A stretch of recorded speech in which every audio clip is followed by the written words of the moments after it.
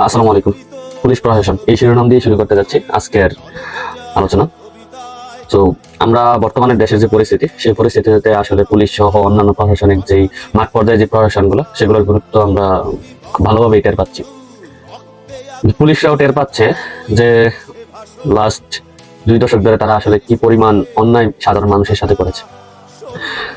সাধারণ মানুষের সাথে যে অন্যায় তারা করেছিল, আমি বলবো না যে হচ্ছে যে সংখ্যা কয়েক পুলিশকে হত্যার কারণে সে অন্যায়ের বিচার আসলে তারা পেয়ে ফেলছে।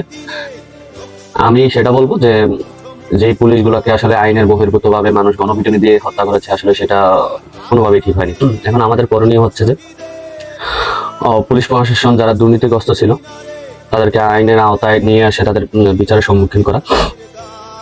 তো এর মধ্যে যে সকল পুলিশ ভাইয়েরা আপনারা বলছেন যে বাঙালি জাতি বুঝে না কোনটা পুলিশ, ট্রাফিক পুলিশ কোনটা কার দায়িত্ব, এই সেই না, বিষয়টা আসলে এমন না। বিষয়টা হচ্ছে যে কি, ট্রাফিক পুলিশ কিংবা হচ্ছে যে থানায় অধীনস্থ যারা পুলিশ, সবাই দুর্নীতির সাথে সংযুক্ত ছিল, দুর্নীতির সাথে নিজেকে যুক্ত রেখেছিল।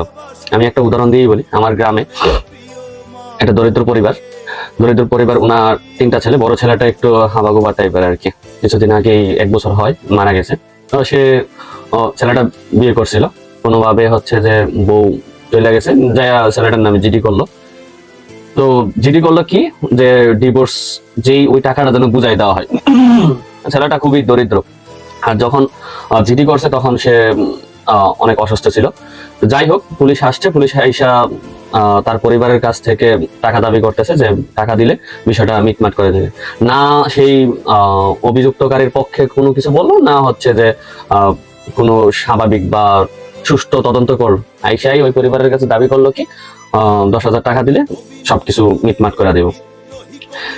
তো এভাবেই হচ্ছে যে পুলিশ, আপনার আমি তো জাস্ট একটা থানার পুলিশের উদাহরণ দিলাম। তো এইভাবেই আপনারা দুর্নীতির সাথে সংযুক্ত ছিলেন। কারোর পকেটে ইয়াবা ঢুকিয়ে দিয়েছেন, কারোর পকেটে গাঁজা ঢুকিয়ে দিয়েছেন, দিয়ে তাদেরকে হচ্ছে যে অন্যায়ভাবে আপনারা তাদেরকে হেনস্থা করছেন। তো বিষয়গুলো আসলে আপনারা যেই হেনস্থা করছেন, আমি চাই না সাধারণ মানুষ আপনাদের সাথে সেগুলো করুক।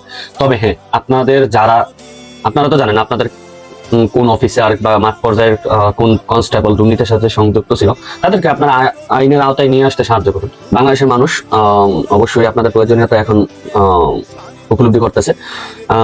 দ্রুতই যার যার কর্মস্থানে নিযুক্ত হওয়ার আহ্বান জানিয়েছে অলরেডি আমাদের আইজি সাহেব, কিংবা আমাদের বর্তমান সরকার কাঠামোর। দেশটাকে সুন্দরভাবে গঠন করতে আপনারা ন্যায় এবং সততার সাথে ভূমিকা পালন করবেন, সেই আশা ব্যক্ত করে আমি আজকের আলোচনা এখানেই সমাপ্ত করছি।